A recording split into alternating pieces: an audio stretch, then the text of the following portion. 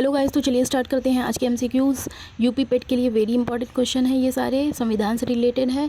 पहला दिया हुआ है, वर्तमान में संपत्ति का अधिकार एक प्रकार का अधिकार है, विधिक अधिकार है। पहले इसको मूल अधिकार के अंतर्गत रखा जाता था, फिर बाद में इसको हटा दिया गया मूल अधिकार से। नेक्स्ट क्वेश्चन दिया हुआ है, किस अनुच्छेद में 6 से 14 वर्ष तक के बच्चों के लिए शिक्षा का अधिकार मूल अधिकार माना जाता है?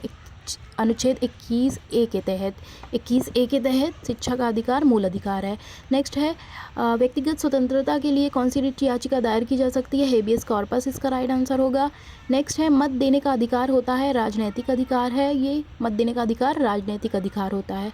नेक्स्ट क्वेश्चन है, भारतीय संविधान के किस अनुच्छेद में नीति निदेशक तत्वों का उल्लेख है? 36 से लेकर 51, इसको रट लीजिए आप लोग। नीति निदेशक तत्वों का उल्लेख कहाँ से कहाँ तक है? 36 से लेकर 51 तक इसका है।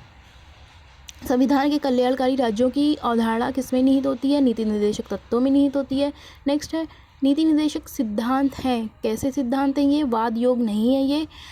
उसके बाद दिया हुआ है कि सिविल संहिता का उल्लेख किस अनुच्छेद में है? अनुच्छेद 44 में। समान सिविल संहिता का उल्लेख किस में है, किस अनुच्छेद में है? 44 में इसका उल्लेख किया गया है। और समान जो नागरिक संहिता है ये लागू पूरी तरह से गोवा में है, अनुच्छेद 44 के अंतर्गत आती है। और किस राज्य में लागू है पूरी तरह से? नेक्स्ट क्वेश्चन में देख सकते हैं आप, गोवा में लागू है।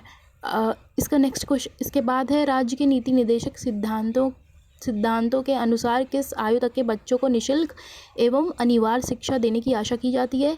14 वर्ष, आपने ऊपर पढ़ा ही होगा। फ्री एंड कंपलसरी एजुकेशन 6 से लेकर 14 वर्ष तक के बच्चों के लिए है। मूल कर्तव्यों का वर्णन किस अनुच्छेद में है? 51 का में है। संविधान में मूल कर्तव्यों की प्रेरणा किस देश से ली गई है? पूर्व सोवियत संघ से ली गई है। नेक्स्ट क्वेश्चन है, वर्तमान में संविधान में मूल कर्तव्यों की कुल संख्या कितनी है? 11 है, वर्तमान में 11 है। नेक्स्ट क्वेश्चन है, भारत में कार्यपालिका का अध्यक्ष कौन होता है? कार्यपालिका का अध्यक्ष राष्ट्रपति होता है, ये सबको मालूम है। भारतीय संघ की शक्ति किसमें निहित होती है? भारतीय संघ की शक्ति किसमें निहित होती है? संसद में निहित होती है। नेक्स्ट है, राष्ट्रपति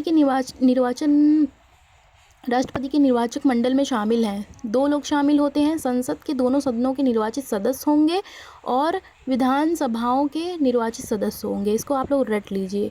ऑप्शन के अकॉर्डिंग जब आता है, ऑप्शन के अकॉर्डिंग आप लोग जब देखेंगे तो बहुत कन्फ्यूज़न होगा। नेक्स्ट है, राष्ट्रपति पद के चुनाव संबंधित विवाद किसे निर्देशित किया जाता है? उच्चतम न्यायालय को निर्देशित किया जाता है। नेक्स्ट है, राष्ट्रपति पद के निर्वाचक हेतु कौन सी पद्धति अपनाई जाती है? निर्वाचन हेतु कौन सी पद्धति अपनाई जाती है? ये तीनों पद्धतियाँ अपनाई जाती हैं। ये बहुत थोड़ा कॉम्प्लिकेटेड है, इसको यहाँ पे समझा नहीं सकते।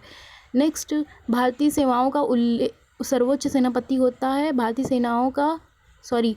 सेवाओं का सर्वोच्च सेनापति राष्ट्रपति होता है। नेक्स्ट है, भारत के प्रथम राष्ट्रपति थे राजेंद्र प्रसाद थे।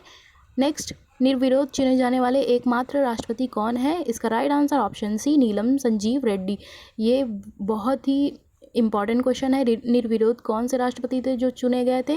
इसका राइट आंसर होगा नीलम संजीव रेड्डी। आप लोग ये इसका राइट आंसर डी मत लगा दीजिएगा।